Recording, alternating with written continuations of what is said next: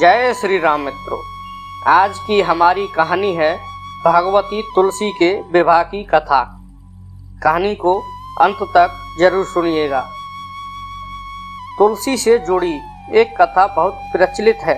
एक बार शिव ने अपने तेज को समुद्र में फेंक दिया था। उससे एक महातेजस्वी बालक ने जन्म लिया। यह बालक आगे चलकर जालंधर के नाम से पराक्रमी दैत्य राजा बना। इसकी राजधानी का नाम जालंधर नगरी था। दैत्यराज कालनेमी की कन्या वृंदा का विवाह जालंधर से हुआ। जालंधर महाराक्षस था। अपनी संता के मद में चूर उसने माता लक्ष्मी को पाने की कामना से युद्ध किया, परंतु समुद्र से ही उत्पन्न होने के कारण माता लक्ष्मी ने उसे अपने भाई के रूप में स्वीकार किया। वहां से पराजित होकर वह देवी पार्वती को पाने की लालसा से कैलाश पर्वत पर गया। भगवान देवादिदेव शिव की ही रूप धरकर माता पार्वती के समीप गया, परंतु मां ने अपने योग बल से उसे तुरंत पहचान लिया तथा वहां से अंतर्ध्यान हो गई। देवी पार्वती ने क्रुद्ध होकर सारा वृत्तांत भगवान विष्णु को सुनाया। जालंधर की पत्नी वृंदा अत्यंत पतिव्रता स्त्री थी।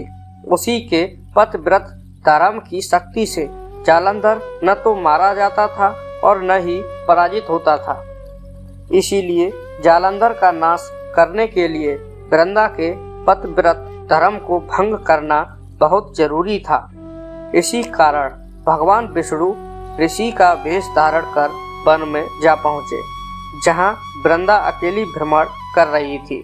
भगवान के साथ दो मायावी राक्षस भी थे, जिन्हें देखकर वृंदा भयभीत हो गई। ऋषि ने वृंदा के सामने पल में दोनों को भस्म कर दिया। उनकी शक्ति देखकर वृंदा ने कैलाश पर्वत पर महादेव के साथ युद्ध कर रहे अपने पति जालंधर के बारे में पूछा। ऋषि ने अपने माया जाल से दो बानर प्रकट किए। एक बानर के हाथ में जालंधर का सिर था तथा दूसरे के हाथ में धड़। अपने पति की यह दशा देखकर वृंदा मूर्छित होकर गिर पड़ी। होश में आने पर उन्होंने ऋषि रूपी भगवान से विनती की कि वह उसके पति को जीवित करें। भगवान ने अपनी माया से पुनः जालंधर का सिर धड़ से जोड़ दिया, परंतु स्वयं भी वह उसी शरीर में प्रवेश कर गए। वृंदा को इस छल का जरा आभास न हुआ। जालंधर बने भगवान के साथ वृंदा पतिव्रता का व्यवहार करने लगी, जिससे उसका सतीत्व भंग हो गया। ऐसा होते ही वृंदा का पति जालंधर युद्ध में हार गया। इस सारी लीला का जब वृंदा को पता चला तो उसने क्रुद्ध होकर भगवान विष्णु को शिला होने का श्राप दे दिया तथा स्वयं सती हो गई। जहाँ वृंदा भस्म हुई वहाँ तुलसी का पौधा उगा। भगवान विष्णु ने वृंदा से कहा, हे वृंदा, तुम अपने सतीत्व के कारण मुझे लक्ष्मी से भी अधिक प्रिय हो गई हो। अब तुम तुलसी के रूप में सदा मेरे साथ रहोगी। जो मनुष्य भी मेरे शालिग्राम रूप के साथ तुलसी का विवाह करेगा, उसे इस लोक और परलोक में विपुल यश प्राप्त होगा। जिस घर में तुलसी होती है वहाँ यम के दूत भी अस्मय नहीं जा सकते। गंगा व नर्मदा के जल में स्नान तथा तुलसी का पूजन बराबर माना जाता है। चाहे मनुष्य कितना भी पापी क्यों न हो, मृत्यु के समय जिसके प्राण मंजरी रहित तुलसी और गंगा जल मुख में रखकर निकल जाते हैं, वह पापों से मुक्त होकर वैकुंठ धाम को प्राप्त होता है।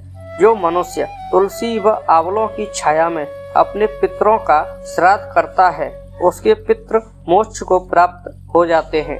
उसी दैत्य जालंधर की यह भूमि जालंधर नाम से विख्यात है।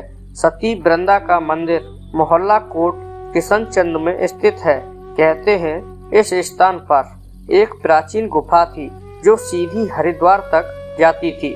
सच्चे मन से 40 दिन तक सती वृंदा देवी के मंदिर में पूजा करने से सभी मनोरथ पूर्ण होते हैं। कहानी पसंद आए तो लाइक, शेयर और चैनल को सब्सक्राइब जरूर करिए। धन्यवाद मित्रों।